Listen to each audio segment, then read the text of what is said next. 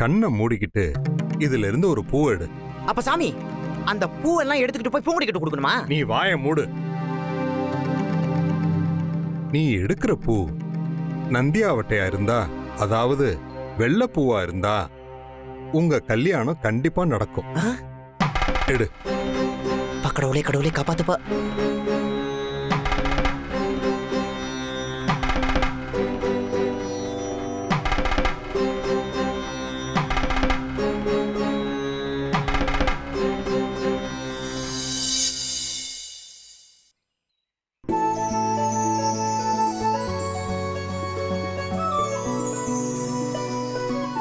மச்சாவும் கல்யாணம் நடந்துருண்டா, நடந்துருவா. ஏ top டக்கரே shop. Sorry சாமி. அப்புறம் என்ன, அம்மாவே சொல்லிட்டா. எப்ப நடக்கும்லாம் சொல்லவே முடியாது. நம்பிக்கையோட இரு. சரிங்க சாமி.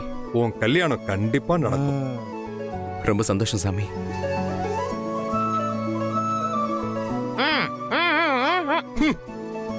வரேன் சாமி. மாப்ள சூப்பர். ஓகே நின்னுக்கிறேன். மாப்ள ரெட் சிக்னல் விழுந்தாலே புயல் வேகத்துல போவ. இப்போ கிரீன் சிக்னல் வர விழுந்திருக்கு. சொல்லவா வேணும்? ஜமாயிடா போலாமா? இன்னைக்கு குவார்டர் கோபிக்கு ஹாஃப் கன்ஃபார்ம்.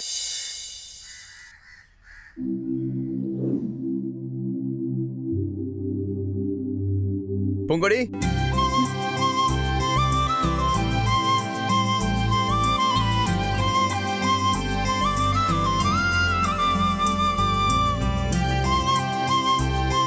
என்ன சார்? எங்க அப்பா எப்பவும் போல இல்லாம என்கிட்ட ரொம்ப சீரியஸா என் கல்யாண விஷயத்தை பத்தி பேசினாரு. நான் தீபிகாவை கல்யாணம் பண்ணிக்கலன்னா எங்க ஃபேமிலியில ஏகப்பட்ட பிரச்சனை வரும்னு சொன்னாரு. அதெல்லாம் வரும்னு எனக்கும் தெரியும் சார். அதனாலதான் நான் ஆரம்பத்துல இருந்தே சொல்றேன், தீபிகாவை கல்யாணம் பண்ணிக்கோங்கன்னு. நீங்க தான் கேட்க மாட்டேங்கிறீங்க. அது மட்டும் இல்ல, இன்னொரு விஷயமும் நடந்துச்சு. அப்பா எனக்கு 2 நாள் டைம் கொடுத்துருக்காரு. அதுக்குள்ள நீ சம்மதிக்கிறியா இல்லையான்னு பார்க்கலான்னு சொன்னாரு. சப்போஸ் நீ சம்மதிச்சிட்டனா நம்ம கல்யாணத்தை பத்தி தீபிகா ஃபேமிலி கிட்ட பேசுறேன்னு சொல்லியிருக்காரு. 2 நாள் இல்ல, 2 ஜென்மம் எடுத்தாலும் நான் இதுக்கு சம்மதிக்க போறதில்ல சார். அப்படின்னு நீ சொல்ற, ஆனா என் மனசாட்சி என்னமோ நாம தான் சேருவன்னு சொல்லுது. ஏன் தான் இப்படி சாமி உங்களை சோதிக்குதோ? அது நடக்காத காரியம் சார். நான் சொல்றேன், நீங்க தீபிகாவை கல்யாணம் பண்ணிக்க ஏற்பாடு பண்ணுங்க. பூங்குடி, இது நீ ஏதோ சங்கடத்துல சொல்ற மாதிரி இருக்கு. சங்கடம் எல்லாம் ஒண்ணும் இல்ல சார், நான் சந்தோஷமா தான் சொல்றேன். இங்க பாரு, தீபிகாவை கல்யாணம் பண்றது எனக்கு மட்டும் இல்ல, உனக்கும் சந்தோஷம் இல்லைன்னு எனக்கு நல்லாவே தெரியும். இல்ல சார், எனக்கு சந்தோஷம்தான். ஏன் மனசுல சந்தோஷம் இல்லைன்னு நீங்க எப்படி கண்டுபிடிக்க முடியும்? நான் உன் மனசுக்குள்ள தானே இருக்கேன், எனக்கு தெரியாதா? அப்படியெல்லாம் இல்ல சார். நீங்க தீபிகாவை கல்யாணம் பண்ணிக்கிறதுல எனக்கு முழு சம்மதம், முழு சந்தோஷம். இல்ல பூங்குடி, நீ போய் சொல்ற.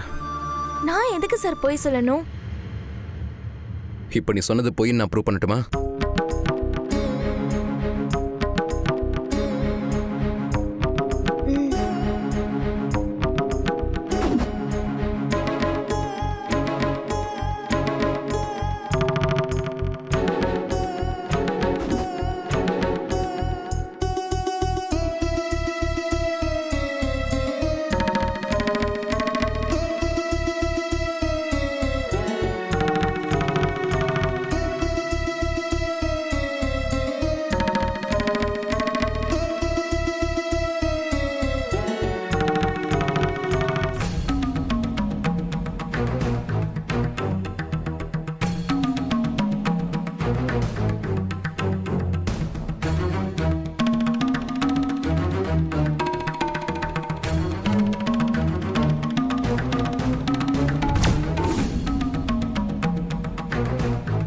நீ இதை ஊது.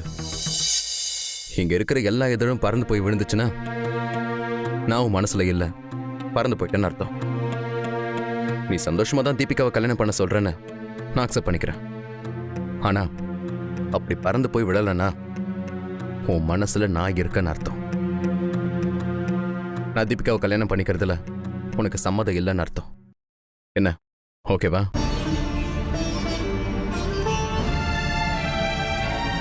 சார் ஏன் சார் எதுக்கு எடுத்தாலும் இப்படி ஒரு போட்டி? பெரிய கபடி பிளேயர், போட்டிக்கு பயந்தா எப்படி? நீ இதை பண்ணி நிரூபிச்சு காட்டு. நான் உன்னை டிஸ்டர்ப் பண்ணாம ஒதுங்கிறேன்.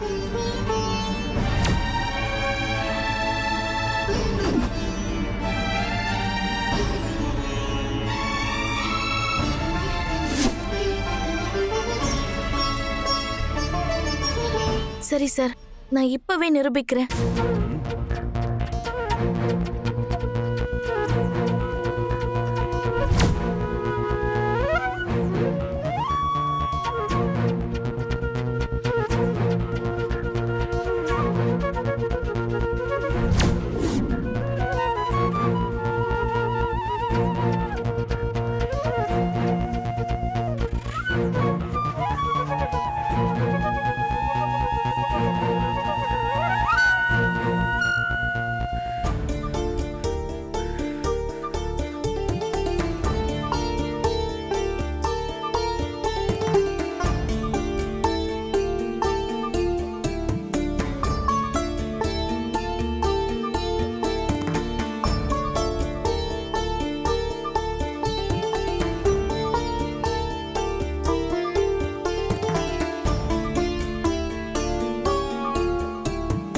பாத்தியா பாத்தியா, பறந்து போனது கூட திரும்ப வந்து விழுந்துருச்சு. உன் மனசுல இருந்து நீ என்னை தூக்கி எறிஞ்சாலும் துரத்தி விட்டாலும் நான் மறுபடியும் பறந்து அங்கேயே வந்துருவேன். அதெல்லாம் இல்ல சார், ஏதோ வாயு பகவானும் எனக்கு சதி பண்றாரு, அவ்வளவுதான். இதுல யாரோட சதியும் இல்ல பூங்குடி. இயற்கையும் சாமியும் எனக்கு நீதான்னு அடிச்சு சத்தியம் பண்ணி சொல்லுது. அதை நீ ஒத்துக்கிட்டு தான் ஆகணும். இல்ல சார். சரி, நமக்குள்ள எதுக்கு வாதம்? 1000 விஷயத்த நேர்ல பேசுறதை விட ஒரு விஷயத்த கடிதம் மூலமா பேசுறது பெட்டர்னு சொல்லுவாங்க. அதனால நான் உன்கிட்ட பேசணும்னு நினைக்கிறதெல்லாம் இந்த லெட்டர்ல எழுதியிருக்கேன்.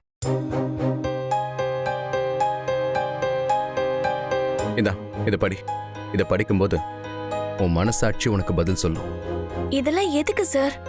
நான் எவ்வளவோ எடுத்து சொல்லிட்டேன், அதுக்கப்புறமும் நீ மட்டும் தான் எடுத்து சொல்லுவியா? நாங்க எடுத்து சொல்ல மாட்டோமா? அதைத்தான் இந்த லெட்டர்ல எழுதியிருக்கேன். இந்தா படி.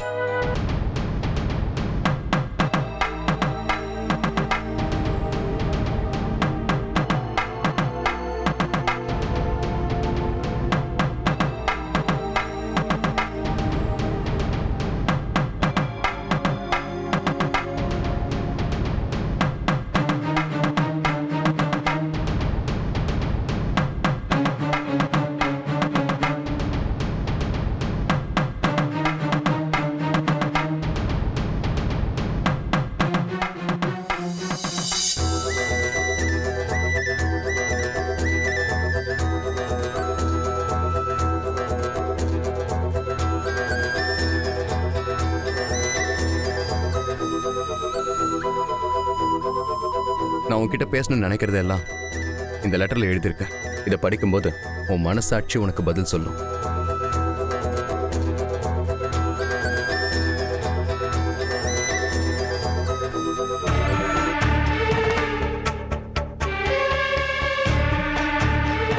ஏய், அந்த லெட்டர் குடுறி. ஜீவா சார் என்கிட்ட கொடுத்தது, அதையே நீ கேக்குற? ஜீவா எனக்கு நிச்சயம் பண்ணுவேன், அதெல்லாம் உனக்கு தெரியாதா? இல்ல எனக்கும் அவனுக்கு தான் கல்யாணம் நடக்க போதுங்கிறது கூட உனக்கு தெரியாதா? நான் கல்யாணம் படிக்க போறவங்க கிட்ட நீ லெட்டர் வாங்குவியா? நானும் அவரை எழுதி கொடுங்கன்னு சொன்னேன், அவரே தான் கொடுத்தாரு. அவன் கொடுத்தா நீ வாங்குவியா?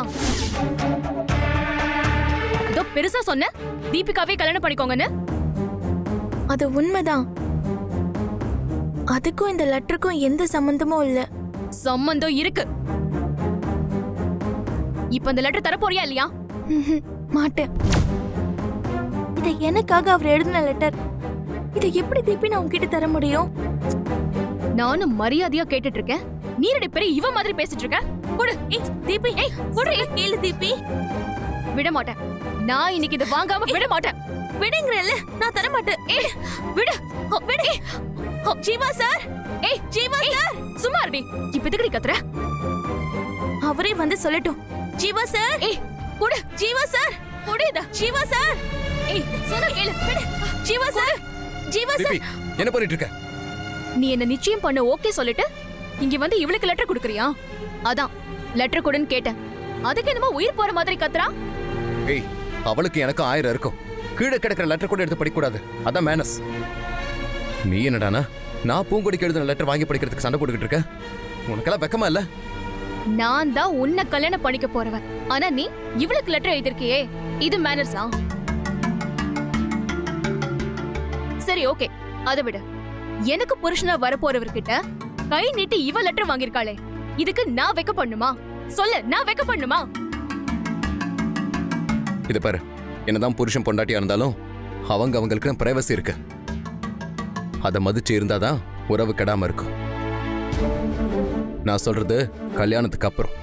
முதல்ல அது நடக்கட்டும். கல்யாணம் பண்றவளை விட்டுட்டு கொண்டவளுக்கும் லெட்டர் தரதான் பிரைவசியா? இது லவ் லெட்டர் தான். நீ எப்படி முடிவுக்கு வந்த? சரி, அது லவ் லெட்டர் இல்ல, வெறும் நர்சரி ரைம்ஸ் தான் எழுதிருக்கேன்னா நீயே வாங்கி கொடு, நான் படிச்சுட்டு கொடுத்துடுறேன். இது பாரு, எங்க அப்பா சொன்னாரேன்றதுக்காக தான் நிச்சயதார்த்த வைக்க நான் சரின்னு சொன்னேன்.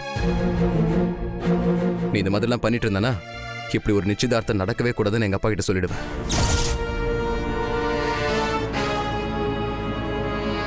நடக்க போறத நீயே கெடுத்துறாத. மரியாதை இங்க இருந்து போ. ஓ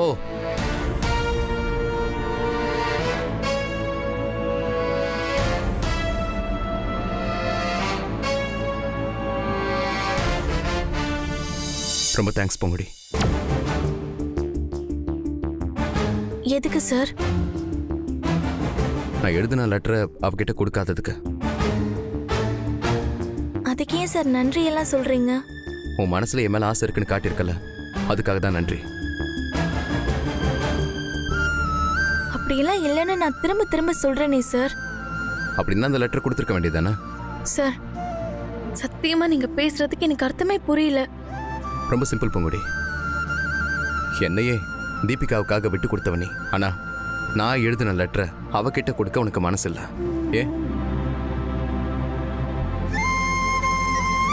சரி, உன் வழிக்கே வர. என் லெட்டரையே கொடுக்க முடியாத நீ என்னையே அவளுக்கு கொடுக்க போறேன்னு சொல்றது அது பொய் தானே? எனக்கும் கேட்கறதுக்கு நம்ப முடியாம தான் இருக்கு. நீங்க தப்பா புரிஞ்சுக்கிட்டீங்க சார். ஏதோ எனக்கு சொல்லணும்னு நினைச்சு இந்த கடிதத்தை எழுதிருக்கீங்க. அதை நான் தானே படிக்கணும். அதான் அவ கைக்கு போனா இதுல என்ன எழுதிருக்குன்னு படிக்க முடியாம போயிடும். அதனால தானே அந்த லெட்டர் கொடுக்க முடியாதுன்னு அவ்வளோ போராடின. அப்போ இதை படிக்கிறதுல அவ்வளோ இன்ட்ரெஸ்டடா இருக்க? இன்ட்ரெஸ்ட் எல்லாம் ஒன்றும் இல்லை சார். நீங்க ஏதாவது ஏடா கூடமா எழுதியிருந்து நாளைக்கு அது உங்களுக்கு ஒரு இன்சல்ட்டா ஆயிடக்கூடாதுன்னு தான் கொடுக்கல. அப்படிலாம் இல்லை. இப்பவும் எப்பவும் நான் உன் மனசுல இருக்கேன்.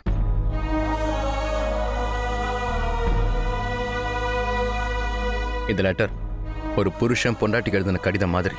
அந்த அந்தரங்கத்தை வேற யாரும் தெரிஞ்சுக்க கூடாதுன்னு தான் நீ அதை கொடுக்கல.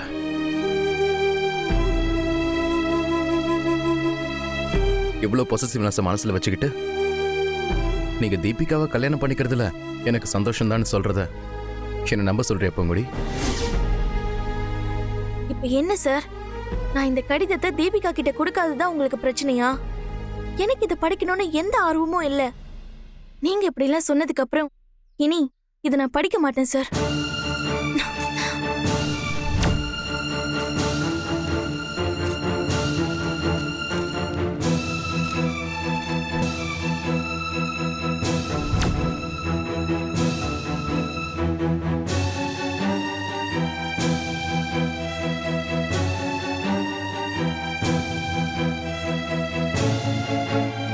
போதுமா சார்? போதுமா? இப்போ ஒத்துக்கிறீங்களா? நீங்க தீபிகாவை கல்யாணம் பண்ணிக்கிறதுல எனக்கு சந்தோஷம் தானே?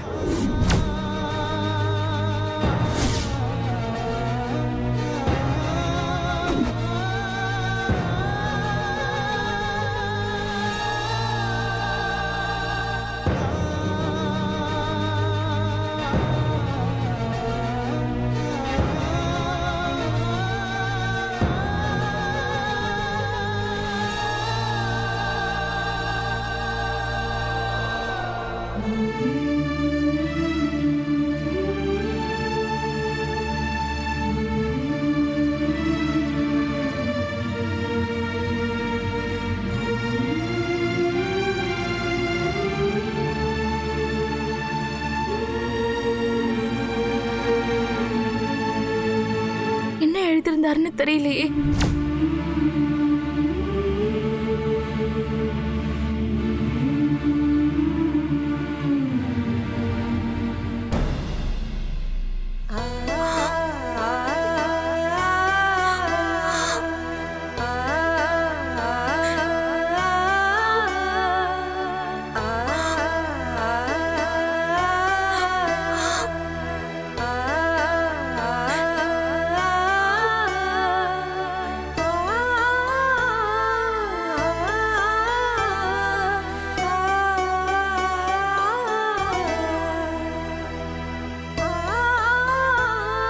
கிழிச்சு போட்டு இப்பயும் அழற பூங்குடி.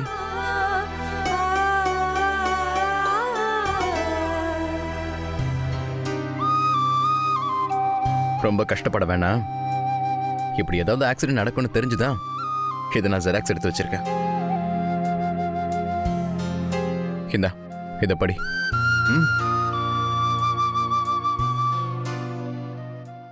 வாங்கிக்கோ.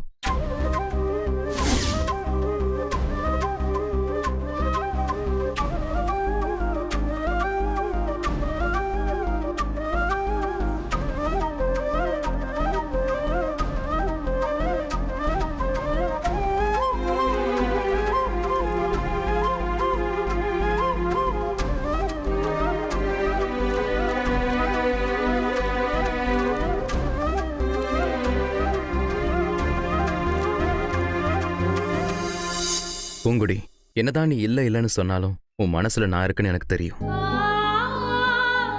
நம்ம 2 பேருக்கும் இருக்கிறது பூர்வ ஜென்ம பந்தம். நீயோ இல்லை நானோ இதை முறிச்சுக்கிட்டா வாழவே முடியாது. என்னதான் நீ என்ன கல்யாணம் பண்ணிக்கிறதுல ஆசை இல்லாத மாதிரி நடிச்சாலும் உன் மனசுக்குள்ள நான் தான் இருக்கேன்றத நான் தெரிஞ்சுக்கிட்டேன். எனக்காக நீ ஜீவ சமாதி இருந்தப்ப நடந்த ஏதோ ஒரு விஷயம்தான் உன்னை இப்படியெல்லாம் மாத்திருக்குன்னு மாறி சொன்னான். அதனால அந்த சாமியாரை போய் பார்த்து நீ நடந்துக்கிறத விதத்தையெல்லாம் சொன்ன. உன் கூட தான் கல்யாணம் நடக்கணும்னு கேட்டுக்கிட்டேன். அப்போ நீ எதுக்காக மாறினு முழுசா கண்டுபிடிக்க முடியலனாலும் வேற ஒரு நல்லது நடந்துச்சு. ஒரு செம்புல 9 கலர் பூவை போட்டு கண்ணை மூடிக்கிட்டு என்ன சாமியார் எடுக்க சொன்னாரு. வெள்ளைப்பூ வந்தா நீ எனக்கு கண்டிப்பா கிடப்பன்னு சொன்னாரு. நானும் எடுத்தேன். எனக்கு வெள்ளைப்பூ தான் வந்து.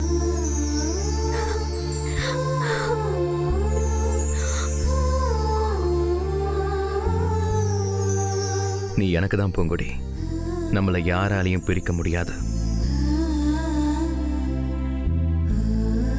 இதுல உனக்கு நம்பிக்கை இல்லைனா உன் பக்கத்திலேயே நான் சொம்புல 9 கலர் பூவை போட்டு வச்சிருக்கேன்.